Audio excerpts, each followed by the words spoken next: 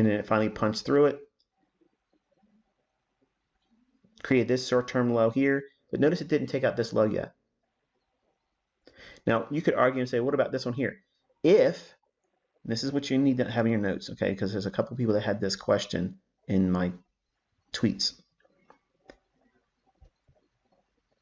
I wanted this one to break down more specifically because that was the one that ran from there up into the new higher high and took out this spike over here. So that run here, I wanted to see that one taken out.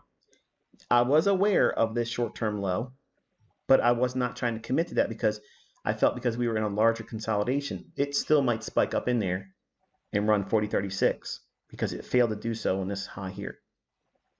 So if it would have spiked above Tuesday's high, then I would have used this low here as a shift in market structure bearish. So when it did this move here, if, this is what I'm talking about when things are algorithmic. Algorithmic theory relies a whole lot on if this occurs, then that. If this occurs, but not this, then that.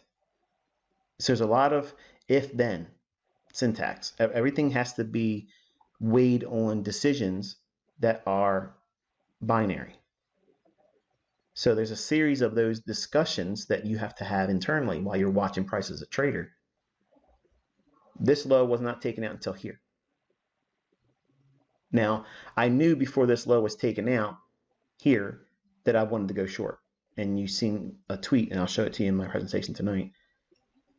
But I did not want to take that short-term low here when it broke down here because I felt that this could have been just one more time where it was, leading people astray like myself or anyone else that would trust that that high was formed just on that shallow little run with this move here because it did not take out Tuesday's high, previous day's trading high, by trading the 40.36.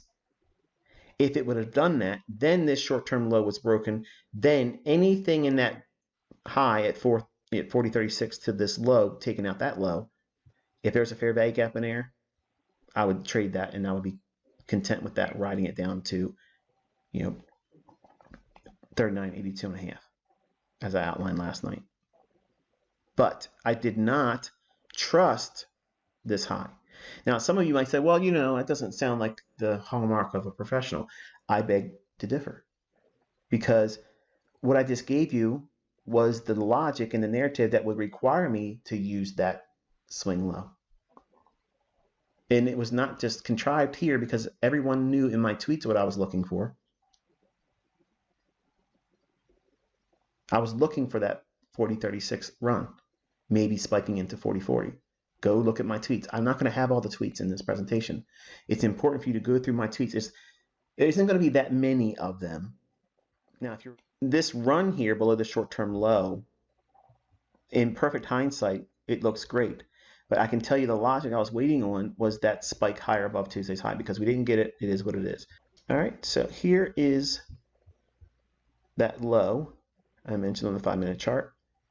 If we would have spiked up to 40.36 and took out Tuesday's high, then break down like it did here and took out that short-term low, then I would have trusted this as a shift in market structure, even though on 1-minute chart we have a gap.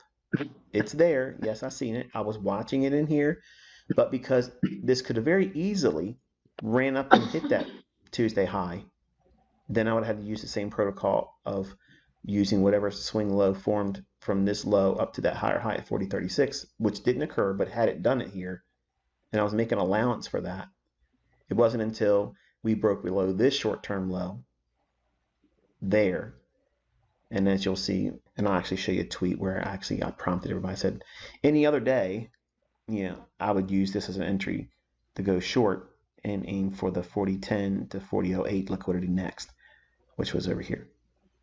Okay, but we broke down. We had a nice little fair value gap in here ahead of the sell side liquidity being tagged, which it does, runs up, fair value gap, and bearish order block. That's a closed candle. It drops down. Now notice that this signal and this signal here forms very close, in close proximity to the midnight opening price. That's what this little purple dotted line is. going across the entire chart. So there is two setups that were beautiful if you want to get in alignment with a large range day using Power 3 concept that I teach. And it moves lower. Then we have the order block, which is last up close candle prior to this displacement coupled with a fair value gap.